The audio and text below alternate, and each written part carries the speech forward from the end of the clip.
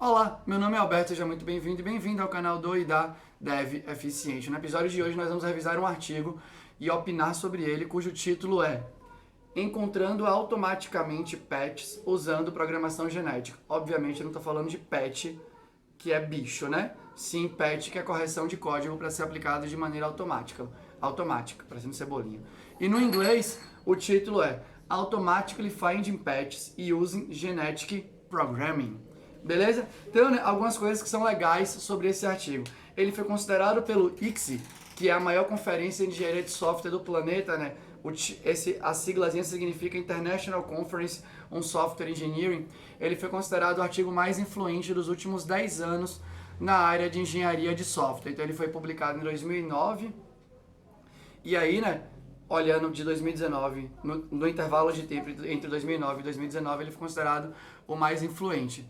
O Facebook se inspirou, né, nele para criar ferramentas de automação de correção de bug e por aí vai. Tem muita coisa que rola em função, né, dessa área de pesquisa e desse artigo em si.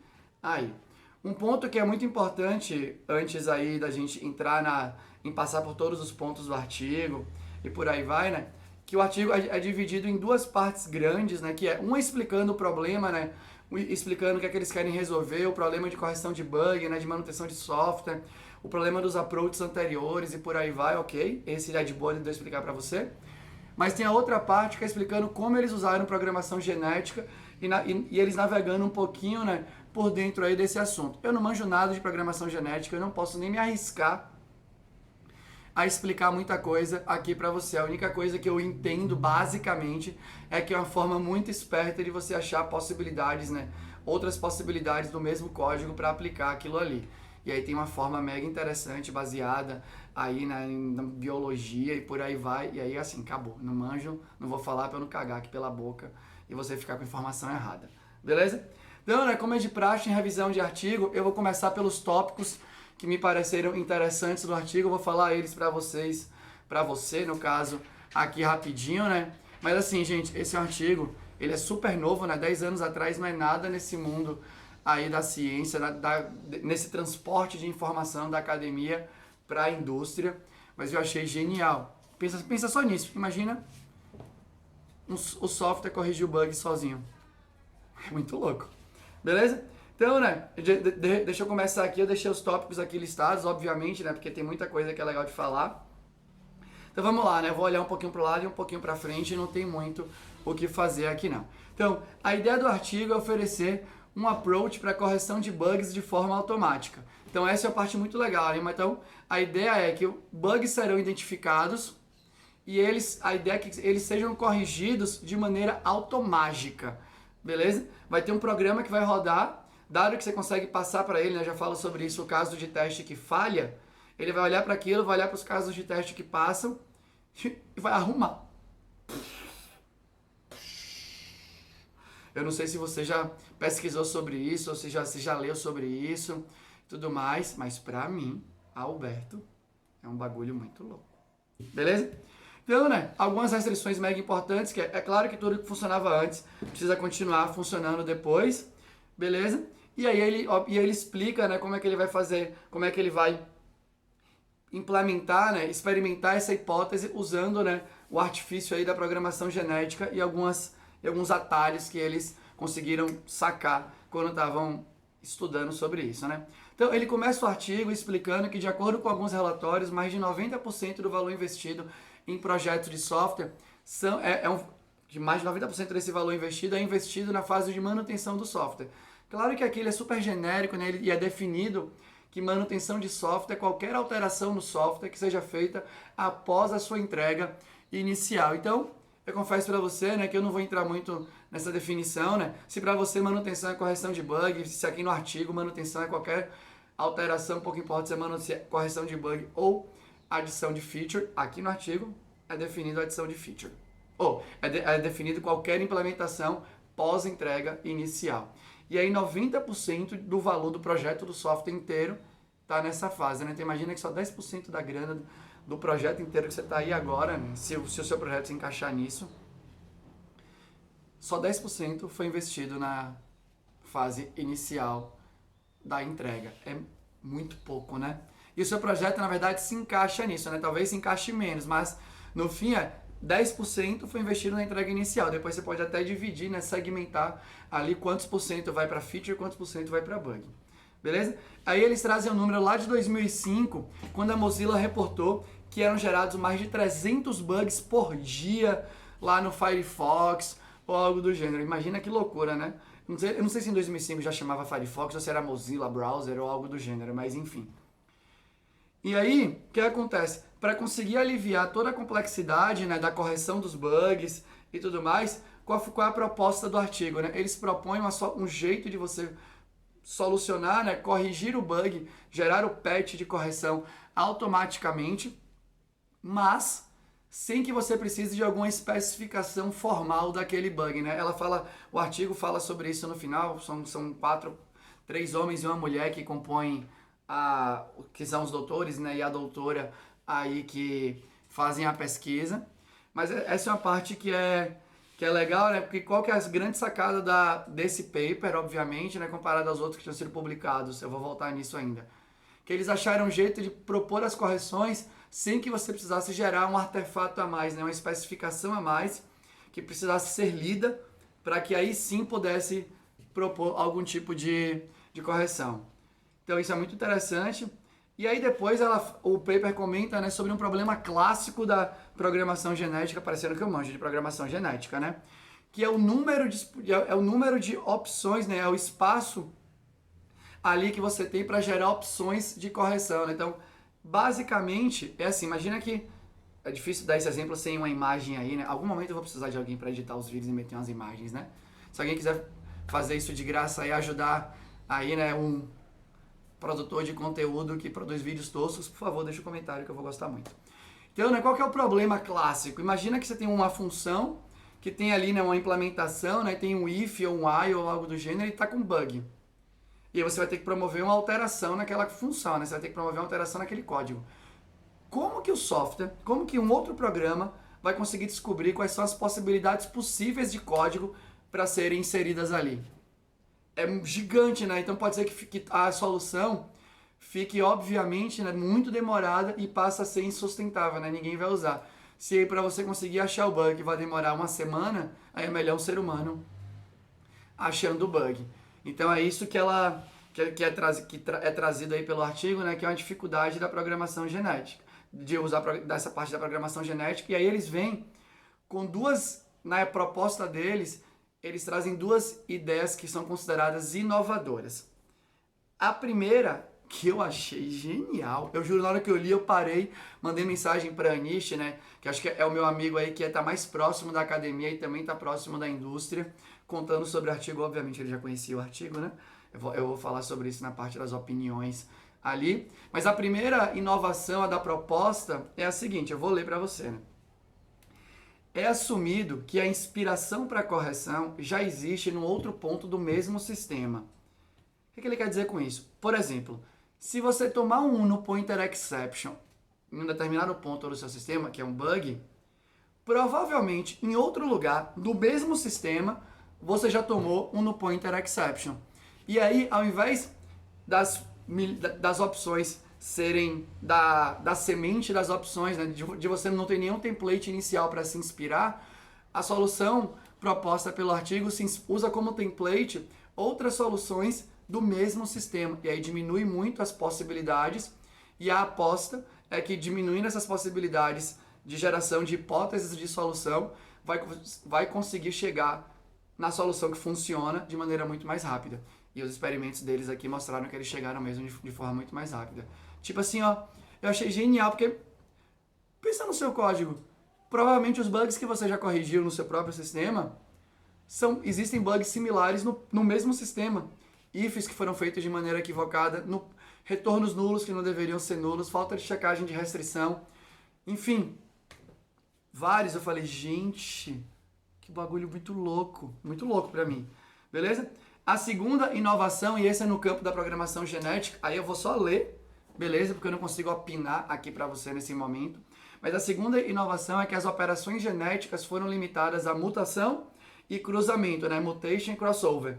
E como eu não manjo disso, eu não vou ficar aqui te explicando, porque senão aí eu vou ser literalmente um youtuber que tá falando coisa que não sabe o que tá falando, né? Então eu não vou falar sobre isso. E a grande sacada foi que eles combinando essas ideias, eles conseguiram ter uma solução inovadora e eles experimentaram isso em mais de 10 programas lá em 2009, né? 2009 não tá tão longe assim, beleza? Eles experimentaram isso em mais de 10 programas que foram escritos com a linguagem C, né? Com um número variado de linhas de código, né? Então, o programa que eu já vou citar aqui para vocês é onde achar o maior denominador comum entre dois números, mas eles passaram por diversos projetos open source achando bug. Gente, assim é bizarro. Beleza? E aí, né, eles trouxeram o exemplo que serve de motivação, que é simplesmente que é esse, né? Achar o maior denominador comum para dois números. Então, basicamente, se você tem, sei lá, 8 e 4, 4 é o maior denominador comum aí entre os dois, beleza? Espero que eu não tenha falado bosta aqui. Então, como que funciona, né? Qual que é o approach aí? Para descobrir o que está sendo feito de errado, é adicionado, né? Um bug aconteceu, beleza? Então, já que um bug aconteceu, você vai lá e cria um teste, beleza? Um teste automatizado, por exemplo, que expõe essa falha. Então, esse é o primeiro passo. Para saber, e aí, né, essa que é a sacada do povo, né? Eu ia falar um palavrão, né? Mas assim, é genial como você vai conectando os pontos. Por que eles não precisam de uma especificação formal do software, né? Para conseguir pegar erros e para conseguir saber o que funciona? Porque eles usaram como especificação formal o fato de você ter teste. E se você não tiver teste automatizado, quando aparecer um bug, é muito fácil de você escrever um teste que falha e o teste que passa. Então você pode encaixar a solução em qualquer momento da linha do tempo da sua linha de desenvolvimento. Eu estou opinando na linha ao mesmo tempo, né? Perdão. Então, né, para você conseguir saber o que está falhando, você vai criar o caso de teste que expõe a falha. Para você saber o que é certo, é preciso que exista um conjunto de casos de teste que passam, né? Para o software, para a automação conseguir se inspirar naquele e conseguir produzir, né, junto com o caso que falha, o patch que vai manter aqueles passando e corrigir o que está falhando. As alterações nas linhas de código são feitas de três maneiras, basicamente, né? É tentado inserir trechos de código para ver se funciona, é tentado deletar trechos de código para ver se funciona, e é tentado fazer mutações ali, né? Alterações, movimentações nas linhas de código, nas suas cláusulas e por aí vai, para ver se a coisa funciona. E ele deixa claro que a priorização é inserindo. E aí, no artigo eu não lembro exatamente agora se ele fala, mas me parece óbvio que inserir alguma linha a mais tem menos chance de quebrar o que estava funcionando antes, né? Talvez seja isso. Beleza? E aí fica aquilo, né? Quando você sabe que resolveu, né? Porque pode ter múltiplas soluções que resolvem. Quando há alguma alteração, né? Quando é encontrada a primeira alteração que faz os testes passarem, ele para, o algoritmo para. Por quê? Porque aí, uma vez que encontrou a solução que faz o teste passar, tem uma outra fase do algoritmo deles que vai pegar essa solução nova, que pode ou não ser uma solução caótica, muito louca e tal, e vai refinar para fazer com que o patch sugerido seja o mais próximo possível do código original. Gente, ele acha o bug e refatora. É bizarro. Beleza? E aí, né, depois disso, é mostrado uma tabela, né, que sumariza ali os achados da pesquisa, né, os experimentos. Então, é uma tabela que tem os projetos que foram testados e as colunas representam os dados ali, né, do experimento. Mas, basicamente, bugs são encontrados com segundos. Então, quando bugs são resolvidos em segundos, perdão, né, o bug foi encontrado e foi resolvido em segundos. Mas imagina que não fosse segundos, imagina que fosse minutos. E imagina isso, né? Eu vou falar, imagina você resolver um bug que não apareceu ainda. Porque isso é bug quando ele aparece. Enquanto não aparece, ninguém sabe. E a brincadeira, né? É que talvez você consiga escalar a ideia do paper, eu falo sobre isso no final, para que bugs sejam achados antes. Ai, meu Deus, que doideira. E aí, a correção do bug também é feita sem que você nem saiba. É muito louco isso, né? Mas beleza, então... E uma parte que é legal da tabela, né, que uma das soluções que foi encontrada, né, que está ali na sumarização, sei lá a palavra, a solução original tem um diff de 221 linhas de código em relação à solução original. e aí depois que passa pelo processo de refinamento, né, de refatoração, essa mesma solução que foi encontrada, ela tem um diff final de 2 linhas, né? Esse é um caso específico que eu peguei que me chamou a atenção, né? Nem sempre vai ficar assim. Mas olha que muito louco, né? A ideia não é dar uma solução que você não vai colocar em produção, porque a correção do bug vai deixar tão difícil de entender aquilo que ninguém mais vai conseguir manter aquele código. A ideia é propor uma solução que seja boa o suficiente para que ele seja mantido depois. Porque afinal de contas, né, lá na introdução do artigo é colocado que manter o código é um gargalo financeiro para as empresas. Depois tem uma parte do artigo, né, que é trazida ali, né, quais são as limitações e prováveis vulnerabilidades da solução, né? A limitação é que os testes têm que ser determinísticos, né? Então, basicamente, para determinadas entradas, as saídas têm que ser as mesmas o tempo inteiro. Se o teste não for determinístico, as soluções sugeridas pelo algoritmo, né, que foi pensado, né, pela proposta que foi pensada, pode ser que não resolva o problema, né? Porque ela vai mudar em função dos testes que estão falhando e passando e tudo mais. Uma outra limitação, né, que é bem legal também de entender, é que, e olha que muito louco, né? Se você oferece para ele um conjunto de casos de testes, que são um conjunto muito largo de casos de teste positivo, pode ser que o espaço, né, o número de possibilidades que o algoritmo vai gerar seja muito, muito grande. Então é interessante que seja gerado poucos casos de testes bem selecionados, com o caso que falha, porque essa combinação, né, calibrar essa combinação é importante para que o algoritmo tenha a melhor performance. Isso eu estou falando 10 anos atrás, nesses últimos 10 anos, eu vou contar algumas coisas também que já aconteceram aí, né, por cima, para vocês verem o estado, como uma coisa que é no estado da arte pode refletir na indústria de maneira muito, muito interessante. Beleza? Então essas são as vulnerabilidades, uma coisa que eu já deveria ter falado antes, né, que a ideia é, obviamente, né, tentar sugerir a ideia, a ideia é sugerir a solução olhando mais, obviamente, para os casos que falham, né, porque tem que entrar naquele pedaço de código e alterar aquele pedaço de código, né, que deveria ter sido executado ou que está falhando, do que sugerir pelos testes que passam, mas a combinação ainda é relevante. Beleza? E aí no final tem a comparação desse trabalho, né, com os outros trabalhos, porque tem esse lance, eu acho, no PhD, né, no doutorado, que o seu trabalho tem que ser de alguma forma inovador ou algo do gênero.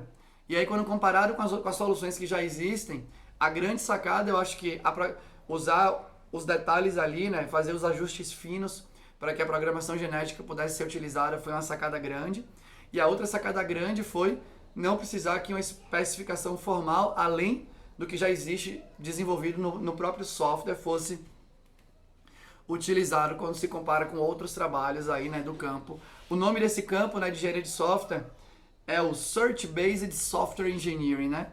Então, essa é a área que esse paper está inserido e parece que é uma área muito promissora da engenharia de software aí.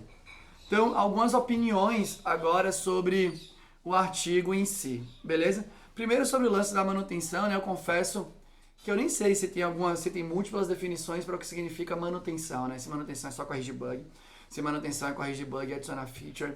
Então, me parece que isso pode ser segmentado, mas também me parece que independente de ser segmentado ou não, continua sendo um gargalo. Então, meio que pouco importa aqui. Beleza? Sobre como usar os testes, né, como inspiração aí para achar o patch, eu acho genial. Porque eu vi uma palestra de Anish esses dias, né, e ele já fala muito sobre isso. Ele tem um artigo dele já mais antigo, eu acho, no blog dele, algo do gênero, mas enfim, né. Uma boa suíte de testes é uma suíte de testes que revela bugs. Por que isso é importante? Ainda mais nesse cenário. Se você faz uma suíte de testes, né, que você, por exemplo, passa lá, né, algum software que faz mutação das suas linhas, né? Então tem esse tipo de software já, né? Pega o seu código, troca uma linha pela outra, que é o teste mutante, né? Imagina que passou lá, trocou uma linha pela outra e rodou sua bateria de testes. E não levantou nenhum bug, né? Não levantou nenhuma bandeira vermelha ali.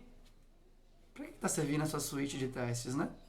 Então essa é uma coisa ali interessante. Uma vez que você tem alguns tipos de entradas para os seus testes, você pode usar, né, geração de entradas aleatórias também para ver até onde o seu teste funciona de maneira interessante, consegue ficar passando também, né? Você tem alguma coisa que perca. Então, aí você vê o valor de uma boa bateria de teste, né? Ter só a cobertura de testes, ela é... Confesso que assim, tá cobrindo 80%, 70%, é melhor do que zero? Eu acho que existe a possibilidade que sim, né? Porque é difícil, de novo, né? Eu já falei isso outras vezes, vou falar de novo. Seria muito difícil eu vir aqui e falar que ter feito mais testes automatizados pode diminuir a qualidade do seu código. O meu questionamento regular é se os testes automatizados, do jeito que são imaginados hoje em dia ainda, né?